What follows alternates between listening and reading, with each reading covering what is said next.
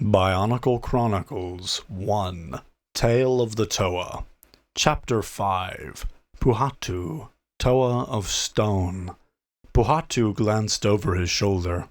On the wall that surrounded the village of Pohatu, dozens of Matoran were gathered, watching him go. Grinning, Pohatu shaded his eyes with one hand and gave them a quick wave with the other. The villagers waved back and cheered.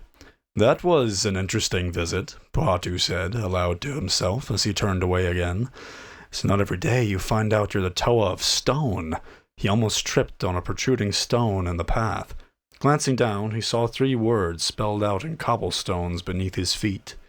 Unity, duty, destiny. Now where have I heard those words before? Pohatu murmured with a chuckle. The Turaga of Pohatu had told him of many things. The strange, dark history of this island of Matanui, the mysterious masks that were hidden throughout the island, and best of all, that there were 5 other Toa with powers as strong as his own. As the village elder spoke, 3 words had come up again and again. Unity, duty, destiny.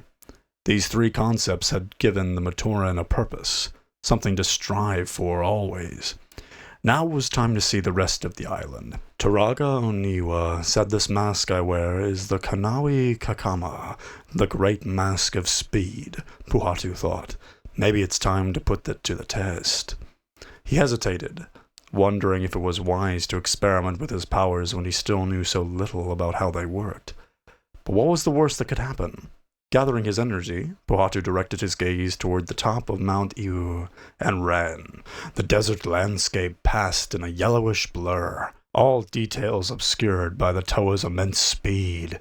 After a moment, the yellowish blur shifted into a brown one punctuated by flashes of green, and then quickly grew paler again until all Pohatu could see around him was white.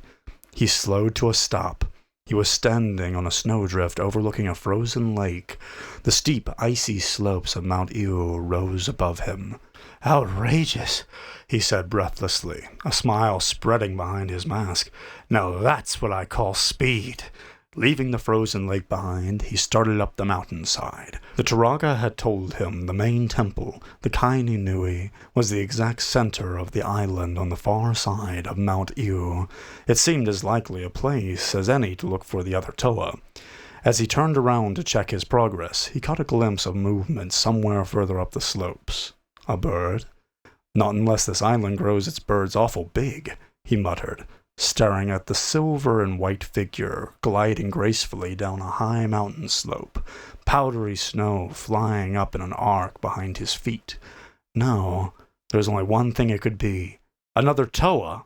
His heart pounding, Pohatu leaped up the slopes, gathering speed, careful not to go too fast. He didn't want to overshoot his target. He lost sight of his quarry for a few minutes as he toppled through a narrow valley. Grumbling at the snowdrifts which came up to his waist in some spots, he glanced upward. At the top of the valley, a rocky bluff hid the higher slopes from his view. He clambered up toward it, finally leaving the deeper snowdrifts behind. Brushing the snow from his body, Pohatu gazed at the precipice standing in his way. If he had judged the distance right, the other Toa should be on the snowy slope just on the other side. "Time for a shortcut," Pohatu murmured. "I don't want to start skiing down that hill and get away from me. Besides, I might as well start getting used to this power of mine." Taking a deep breath, he hunched his shoulders and raced straight at the solid stone.